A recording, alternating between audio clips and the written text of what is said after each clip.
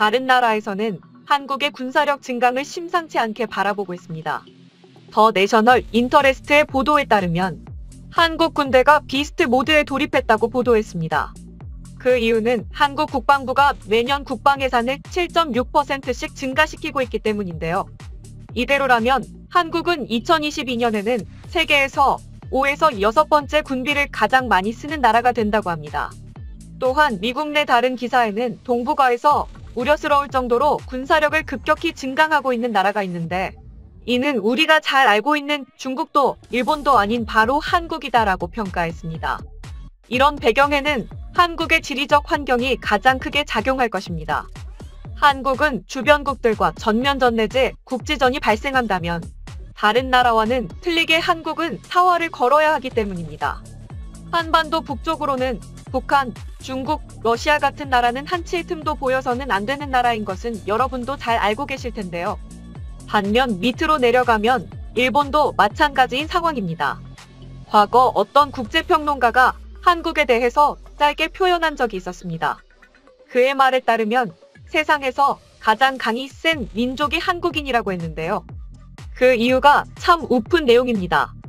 세계 어떤 나라도 중국과 일본을 무시 안 하는데 유일하게 한국만이 중국, 일본보다 경제력이나 인구수, 군사력 등 모든 것이 부족한데도 그 국가들을 무시한다고 말했는데요.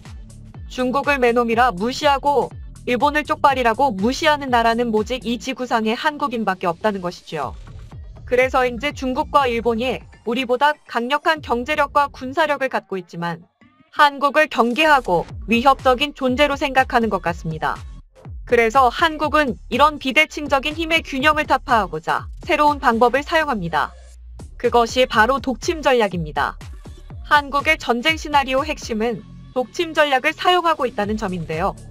이는 현대의 대부분의 나라들이 적국에 대한 소규모 국지전이나 영토 국민보호 등을 목적으로 하고 있지만 앞에서 언급해드린 것처럼 한국은 북한이나 중국 등 주변국과의 최악의 시나리오를 대비해 극단적일 정도로 총력전에 충실하면서 전력을 증강시키고 있다는 것입니다. 한국이 향후 갖추게 될 독침 전략에 사용되는 주요 전력들에 대해서 알아보겠습니다. FFX 배치 3, 2026년까지 열척. 특히 FFX 배치 3은 대구급 호위함으로서 FFX 배치에 이어 추진하는 차기 호위함 계획의 3단계 사업으로 KDDX에 적용될 통합 마스트 등 신기술을 적용하고 생존성과 대공, 대잠 탐지 능력 향상과 360도 전방위 탐지, 추적, 대응이 가능한 사면 고정형 다기능 위상 배열 레이더를 탑재하는 배수량 3에서 4,000톤급 최신형 호위함입니다.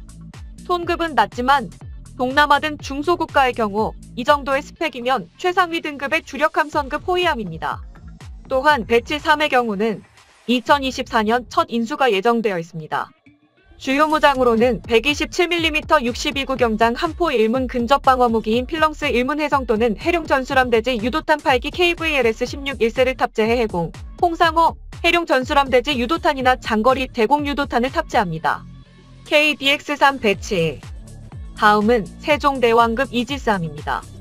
2028년까지 3척 추가 도입 예정입니다.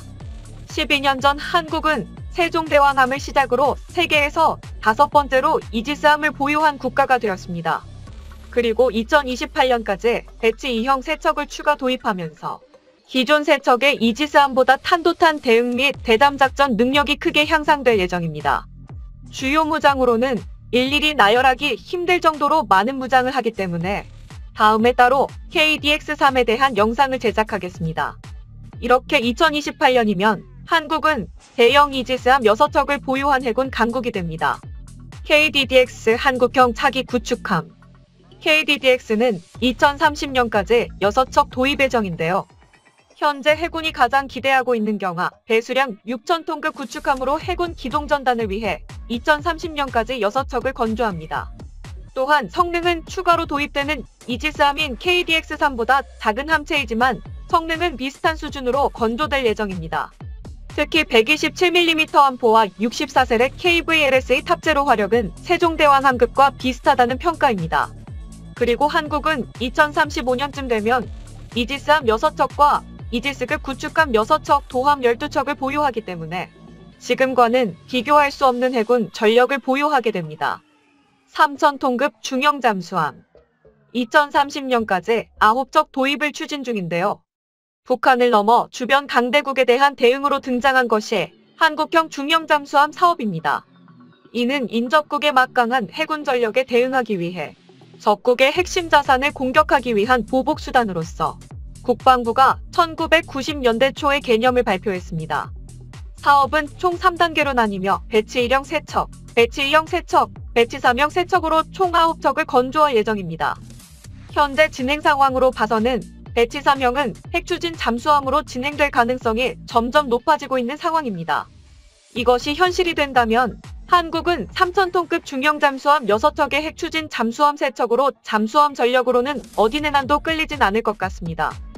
미사일 150발 이상 발사 가능한 합동화력함. 2020년 말까지 예서 3척 건조 예정입니다. 합동화력함은 북한이 한국의 킬체인에 대응해 KN-13탄도미사일과 북한판 ATACMS, 대구경 다련장 로켓 등을 전력화함에 따라 북한의 선제 타격으로 지상의 미사일 기지가 공격받을 시 해상에서 즉시 반격 보복할 수 있도록 충무공 이순신급 구축함 규모의 현무2 탄도미사일과 현무3 순항미사일 등 약 150발을 탑재 가능한 구축함입니다. 다가오는 2030년까지 이에서 3척을 전력화할 예정입니다. 국산 대형 수송합이 PLXA 2022에서 26년 국방부 중기계획으로 7년의 건조기간을 거쳐 2033년부터 취역하는 것으로 예정되어 있으나 모든 일정이 앞당겨졌습니다.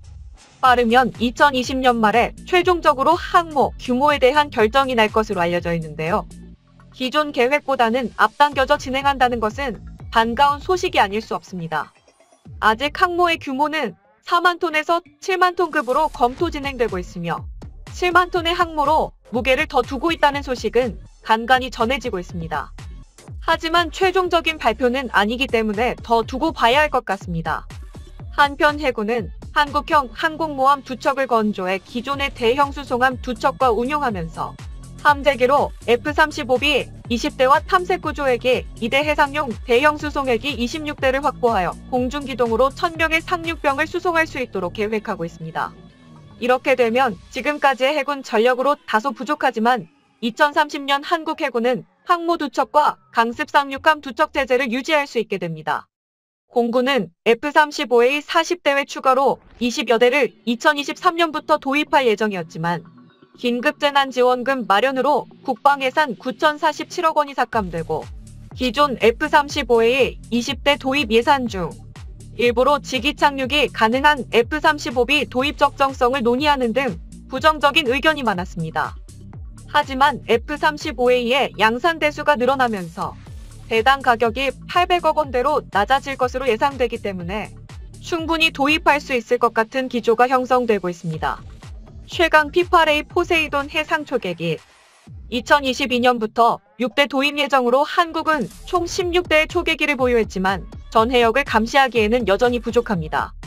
대한민국의 전 해역을 감시하기 위해서는 최소 32대의 해상 초계기가 필요합니다.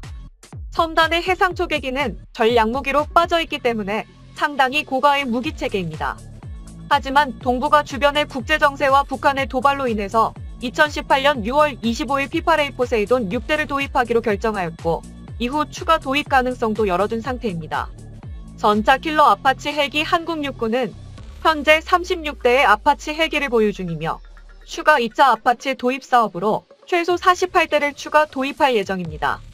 현재 아파치 2개 대대를 4개 대대로 확장하고 나머지는 교육과 훈련 예비용으로 사용할 예정입니다. 이렇게 되면 아파치 보유량은 일본의 7배가 되며 주한미군 보유량 48대까지 합해 한반도에 총 132대의 아파치가 날아다니게 됩니다. 이 숫자는 서방 세계에서는 미국을 제외하곤 가장 많은 보유 수량을 갖는 국가가 되는 것입니다. 한국형 전투기 KF-21 2021년부터 시제기 생산을 시작해 1차 계획만 120대 양산입니다. 한국 공군의 4.5세대 미디엄급 전투기 개발 사업입니다. KF-21 개발이 완료된 이후부터는 블록 23로 진화하면서 5세대 스텔스 전투기로 성능을 개량하게 됩니다. F-15K를 F-15EX급으로 업그레이드. 2022년부터 업그레이드가 시행되며 가장 핵심적인 부분은 AN APG-82V1 레이터로 업그레이드 되는 부분이며 업그레이드가 완료되면 공중전에서는 스텔스 기종을 제외하고는 최강의 비스텔스기라고 할 수 있습니다. 현무 사란도란 개발 배치 2020년 5월 24일 시험 발사가 있었고 기본 설계 개념은 현존 최고의 벙커버스터입니다. 낙하하는 운동에너지로 현존 최강의 벙커버스터 성능을 자랑하며 북한 지하 앵커를 모두 파괴하는 탄두 2톤으로 외기권까지 올라간 뒤 마하 10 이상의 속도로 하강하므로 첨단 MD 플랫폼으로도 요격하기 어려운 속도입니다. 대함유도탄인 ASBM으로 충분히 개량할 수 있는 기술도 한국은 어느 정도 이미 갖추고 있는 것으로 알려져 있습니다. 치누크 헬기 치누크 헬기는 육군의 대표 수송 헬기입니다. 17대 성능 개량과 더불어 신형 12대 신규 도입을 추진하고 있습니다. 군이 보유한 치누크 헬기 17대의 성능 개량은 기존 치누크 동체는 버리고 신형 CH-47F 동체의 기존 치누크 부품을 결합함으로써 RENEW 방식으로 개량하면 새 헬기와 성능 차이는 없습니다. 또한 군이 새롭게 요구하는 장비들을 추가 장착할 예정인데요. 이와 더불어 신형 치누크 CH-47F 12대를 다시 추가 도입하여 특수전 수송용으로 10대를 사용할 예정입니다. LSAM 장거리 대공 미사일 2024년부터 전력화 예정으로 장거리 탄도 미사일과 항공기 요격 체계로 한국이 2023년까지 개발하려 할 예정입니다.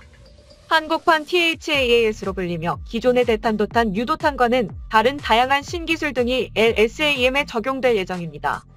앞에서 소개된 내용 이외에도 원격 지원 전자전기 개발, 조기경보 통제기, 차륜형 장갑차, 전술 차량 등 전력 증강 중인 사업이 수두룩하며 한국은 10년 뒤인 2030년에는 핵만 없을 뿐이지 재래식 무기의 화력으로는 세계 정상급과 어깨를 나란히 할 것입니다. 다가오는 10년 후는 동북아 지역에서 두 번째로 강력한 군사력을 갖는 나라가 되길 기원하겠습니다.